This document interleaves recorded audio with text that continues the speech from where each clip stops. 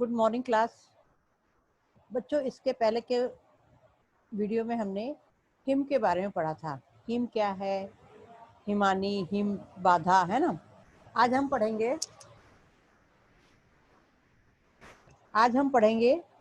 क्या आप जानते हैं। पेज नंबर 43 देखिए। यहाँ पे देखिए एक चित्र दिया हुआ है। इस चित्र में क्या दिया है? घनीभूत जलाशय और हिमाच्छादित पर्वत श्रेणियां। यहाँ पे जितनी भी ये श्रेणी दिख रही है, पर्वत श्रेणियां दिख रही है बच्चों, ये देखिए जितने भी पर्वत दिख रहे हैं पूरे कैसे दिख रहे हैं? सफेद रंग के दिख रहे हैं, धवल रंग के दिख रहे हैं, पूरे बर्फ से आच्छादित दिखाई दे रहे हैं। और जो यहाँ पर ये नदी है, जो झील है, जो है, पानी कैसा दिखाई दे रहा है? इसके ऊपर से लोग जा आ रहे हैं। इसका मतलब ये पानी कैसा हो गया है? जम गया है, ठोस हो गया है। घनीभूत जलाशय और हिमाच्छादित पर्वत श्रेणियां। देखिए, हिम और बर्फ, इसमें अंतर होता है। उच्च अक्षवृत्तीय तथा अति ऊंचाई वाले प्रदेश में जहां तापमान 0 डिग्री सेल्सियस से कम दिखाई देता है, वहां हिम कणों के स्वरूप में वर्षा होती है। देखिए क्या होता है, जहां पर तापमान 0 डिग्री सेल्सियस से कम दिखाई देता है, वहां हिमकण के स्वरूप में वर्षा होती है और हिम बुरादे जैसी और अपारदर्शक होती है। अगर मान लो हिम की बारिश हो रही और बड़े बड़े बर्फ के टुकड़े ऊपर गिरेंगे तो कितने जोर से लगेंगे।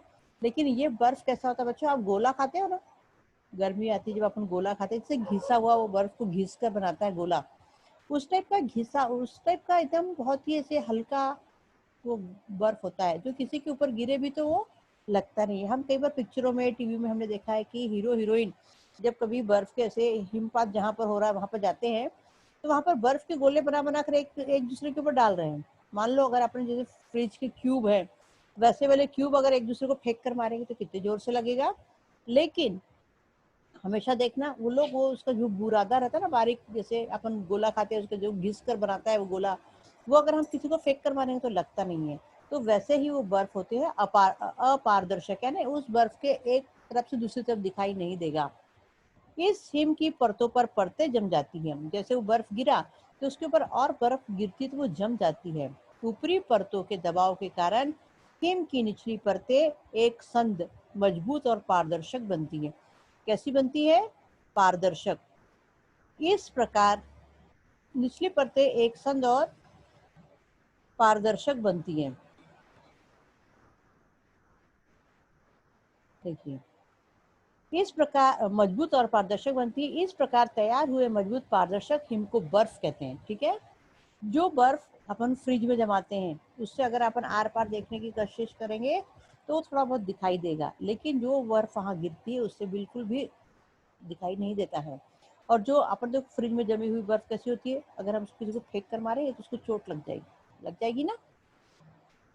इसको बर्फ कहते हैं। और जो अपारदर्शक है उसे क्या कहते हैं? हिम। तापमान द्रवणांक बिंदु से कम होने पर जलाशय के पृष्ठभाग पर बर्फ की परत तैयार होती है। देखिए, जहाँ पर जैसे ये जलाशय जो दिया है, पानी का पानी है, ये पूरा बर्फ कैसे जमा हुआ है, इसके ऊपर लोग देखो जा रहे हैं। नाव वाला अपनी नाव नहीं ले जा सकता, ले जा सकता क्या? बर्फ जमी हुई नाव पर कैसे लेकर जाएगा वो बर्फ पर? लेकिन लोग यहाँ चल रहे हैं। आपको पता है कश्मीर में जो डल झील है, उसमें जब बर्फ जम जाती है तो बच्चे उसके ऊपर क्रिकेट खेलते हैं, अपने गेम खेलते हैं, और गाड़ियां भी उसके ऊपर से आ जा सकती हैं। ठीक है। तापमान द्रवणांक बिंदु से कम होने पर जलाशय के पृष्ठभाग पर बर्फ की परत तैयार होती है। ऐसी बर्फ जलाशय के पृष्ठभाग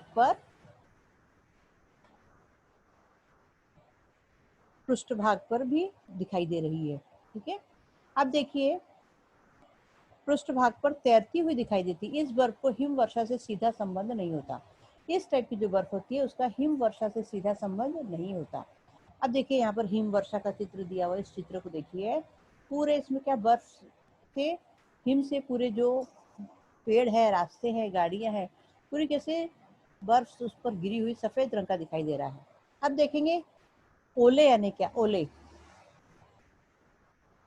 भूपृष्ठ पर अधिक उष्मा होने पर ऊर्ध्वगामी हवा का प्रवाह गति से बहता है। ऊर्ध्वगामी यानी ऊपर की ओर बहने वाली हवा। इस ऊर्ध्वगामी प्रवाह के कारण हवा का तापमान कम होकर हवा स्थित वाष्प का संघनीभवन हो जाता है। इस ऊर्ध्वगामी प्रवाह के कारण हवा का तापमान कम होकर, ऊपर हवा जो जा रही है फिर उसका ऊपर जाकर उसका तापमान क्या हो जाता है, कम हो जाता है। हवा स्थित वाष्प का संघनी भवन हो जाता है। हवा और वाष्प का क्या होता है, संघनी भवन। उससे घने रंगों के बादल बन जाते हैं। भूपृष्ठ से आने वाली हवा के ऊर्ध्वगामी प्रवाहों के कारण ये जलकण ऊंचाई पर जाते हैं। हवा के कारण ये जो जलकण है वो क्या होते हैं, ऊंचाई पर जाते हैं। उस स्थान पर जलकणों का घनीभवन होकर ओलों की निर्मित होती है और वहां पर वो जमकर छोटे छोटे क्या होते हैं, ओले बनते हैं। और देखिए ओले वजनदार होने से वे भूपृष्ठ की ओर आने लगते हैं और जैसे वो उनका वजन बढ़ता है, वजनदार होने के कारण क्या होता है, वो भूपृष्ठ पर आने लगते हैं। परंतु हवा की ऊर्ध्वगामी जोरों के प्रभाव से वे पुनः ऊपर चले जाते हैं। वो नीचे आना चाहते हैं लेकिन हवा तेज है, ऊर्ध्वगामी ऊपर जा रही है, तो उसके कारण क्या होता है, वो और ऊपर चले जाते हैं, ऊपर चले जाते हैं। वहां ओलों पर हिम की नई परतें तैयार होती है और वहां पर जो ओलों पर हिम की नई परतें, जो बर्फ ऊपर गया है, हिम के गोले ऊपर गए हैं, उसमें और हिम जम जाता है। ऐसा अनेक बार होता है। उस कारण ओले आकाश में मोटे होकर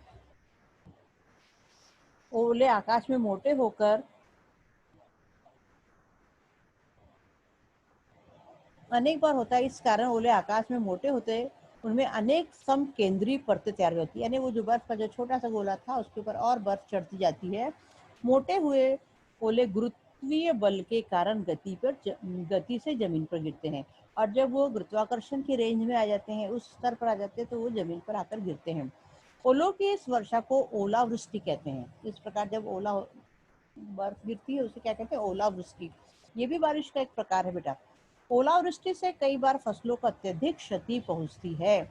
मान लो देखो खेतों में अगर हमारे झाड़ लगे हैं, गमलों में पेड़ लगे हुए हैं, तो उसमें अगर जोर जोर से बर्फ के से गोले गिरेंगे तो क्या होंगे, और वो जब गिरेंगे तो एकदम ठंडे रहेंगे, ठंडे होने के कारण ये ऊपर गिरे रहेंगे, तो बहुत सारे जब गिरते हैं तो पूरे वो गल जाते हैं। जैसे कई बार अपन हरी सब्जियों को फ्रिज में रख देते हैं, है ना, पन्नी में रख के रखते हैं उसका, लेकिन ज्यादा टेम्परेचर बढ़ गया, टेम्परेचर अपने कम कर दिया एकदम फ्रिज का, तो उसको देखना पत्तियां कैसी गली गली हो जाती है। तो वैसे ही जो फसलें होती है वो भी गल जाती है।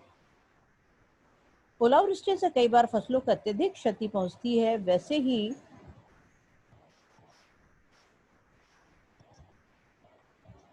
ही जीवित और वित्त हानि होती है। वैसे ही क्या होती है, लोगों को भी अगर ओलावृष्टि में अगर कोई बाहर है तो उसके भी सिर पे लगता है जोर से, और वो भी पशु भी अपने आप को बचाने के लिए सुरक्षित स्थान में भागते हैं, इंसान भी।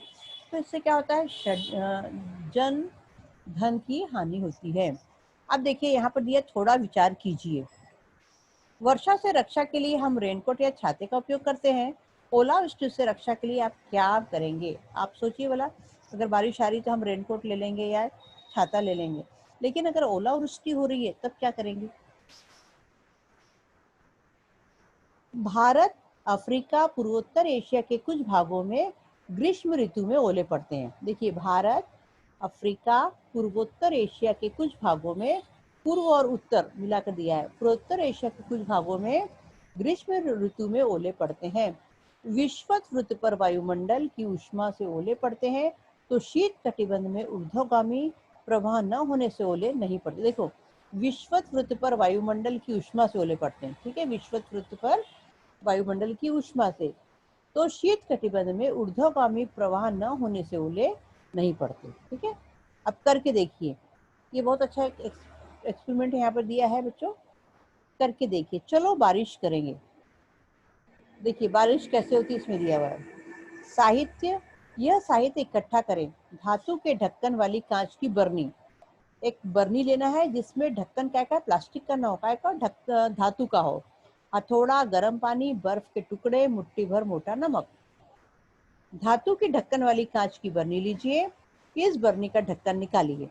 इस ढक्कन के ऊपरी भाग में खीला और हथौड़ी की सहायता से टोचे लगाइए। टोचे लगाते समय सावधानी रखें कि ढक्कन में छेद ना हो। जैसे वो जो अपन ढक्कन में क्या करेंगे, ऊपर से टोचे लगाएंगे। जैसे ये ढक्कन है गोल, है ना, जिसमें से मान लीजिए ढक्कन है, इसमें हमको ऐसे ऐसे थोड़ा से निशान बनाना है, थोड़ा गहरे, लेकिन ये ध्यान रखना है कि वो छेद ना हो उसमें। ठीक है, टोचे लगाते समय सावधानी रखें कि ढक्कन में छेद ना हो। बरनी में 1/3 भाग तक वाष्पयुक्त पानी यानी उबला हुआ पानी भरिए। कैसा पानी भरना है, उबला हुआ। अब कांच की बरनी पर टोचे लगाए हुआ ढक्कन कसकर लगाइए।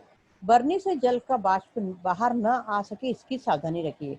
अब उसमें अपने को क्या करना है, बरनी में क्या भरना है, 1/3 बॉटल, जैसे बरनी है, एक ये बरनी है, मान लो आपकी ये बरनी है ना। ये बरनी में आपको क्या करना है, यहाँ पे टोचे लगा हुआ ढक्कन लगाना है और यहाँ तक पानी भरना 1/3। ठीक है, कैसा पानी भरना है, उबला हुआ। अब कांच की बरनी पर टोचे लगाए हुआ ढक्कन लगाइए। बरनी से जल का वाष्प बाहर ना सके इसकी सावधानी रखिए। इतना ध्यान रखना क्योंकि इसमें अपन छेद नहीं किए हैं, तो इसमें से भाप बाहर नहीं निकलना चाहिए।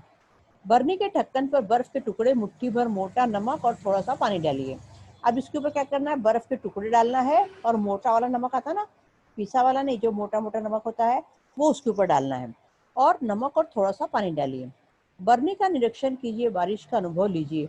अब आप इसको ध्यान देंगे, इस टाइप का आप एक्सपेरिमेंट घर में कर सकते हैं। सूचना, बारिश का अनुभव होने से कम 10-15 मिनटों का समय लगता है, ये याद रखिए। अब आपको ये बात ध्यान रखना है कि इसमें आप ऐसा एक्सपेरिमेंट आप घर में करके देख सकते हैं, लेकिन कोई बरनी मत खराब कर देना, नहीं तो मम्मी चिल्लाएगी कि टीचर ने क्या सिखा दिया, है कि नहीं।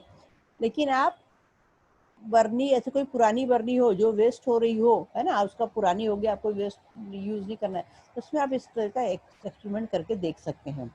क्या होगा, जब ये नमक, बरनी के ढक्कन पर बर्फ के टुकड़े, मुट्ठी भर मोटा नमक और थोड़ा सा पानी डालिए। और कितने देर तक ध्यान देना है, कम से कम 10 से 15 मिनट। ठीक है बच्चों, इसके बाद के वीडियो में हम इसका भौगोलिक स्पष्टीकरण देखेंगे। ठीक है, थैंक यू।